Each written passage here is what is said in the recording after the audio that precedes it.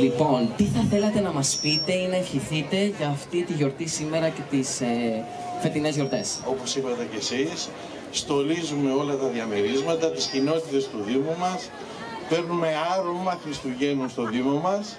Σήμερα είμαστε εδώ για να φωτίσουμε το δέντρο μας, σύμβολο ζωής, συνέχισης της ζωής με αγάπη, ελπίδα και ειρήνη στην καρδιά μας. Το άπλευτο φως σήμερα, όπως βλέπουμε στην πλατεία μας, σκορπίζει την καταχνιά της καθημερινότητας. Προσπαθούμε μέσα από αυτό το φως να φύγουμε από τα προβλήματα της ζωής και να γυρίσουμε σελίδα και να δούμε καλύτερα το παρόν και το μέλλον. Αυτό που θα ήθελα να πω είναι ότι σίγουρα δεν μπορούμε να γυρίσουμε πίσω, μπορούμε όμως να δράσουμε και όπως θα δούμε σήμερα τους πραγματικούς πρωταγωνιστές της σημερινής εκδήλωσης, που είναι τα παιδιά μας, με την ίδια αγωνιστικότητα, με το ίδιο πάθος, να μπορέσουμε να καλωσορίσουμε το καινούριο χρόνο και να δράσουμε για ό,τι καλύτερο για το καινούριο χρόνο.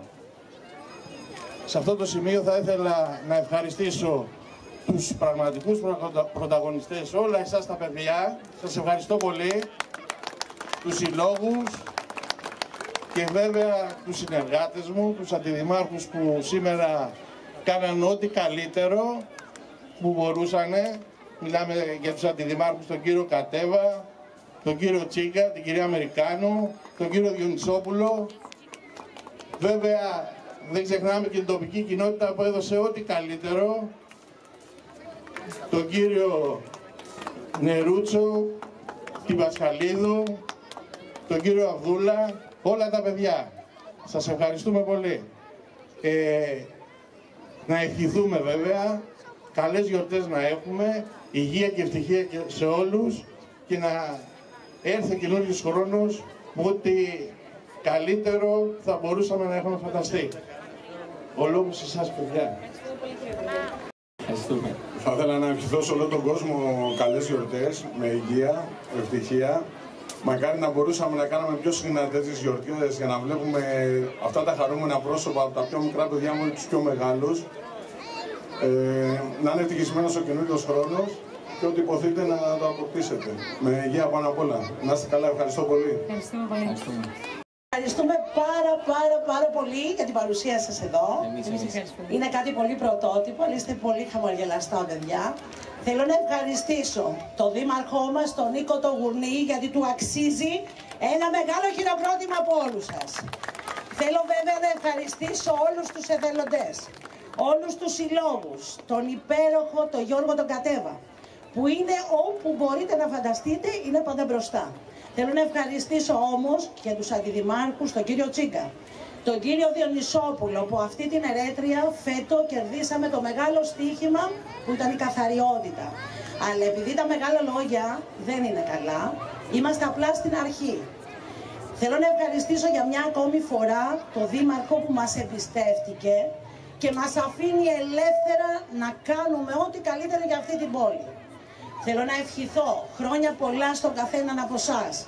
Να έχετε υγεία, να έχετε χαρά, να ασχοληθούμε όλοι μαζί με τις οικογένειές μας και βεβαίως είναι αυτή τη στιγμή η καλύτερη ευκαιρία για να βρεθούμε κοντά στους μεγάλους ανθρώπους. Τους γονείς μας, τους παππούδες, τις γιαγιάδες, αλλά και αυτούς που δεν έχουν κανέναν. Ας τους σκεφτούμε αυτές τις μέρες. Να σας ευχηθώ κι εγώ να έχουμε καλές γιορτές και να είμαστε όλοι γεροί. Σε αυτή την πλατεία που για πρώτη φορά μετά από πολλά χρόνια βλέπουμε τόσο κόσμο. Βλέπουμε μια πόλη που έχει πραγματικά στολιστεί, γιατί από εδώ και πέρα έτσι θα είναι η δική μας η Ερέτρια.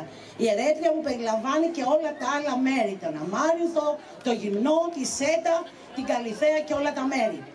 Δίνουμε υπόσχεση ότι κάθε χρόνο με αυτό το δήμαρχο η πόλη μας, η Ερέτριά μας, ο Δήμος Ερετρίας θα είναι πολύ καλύτερος από κάθε άλλη φορά.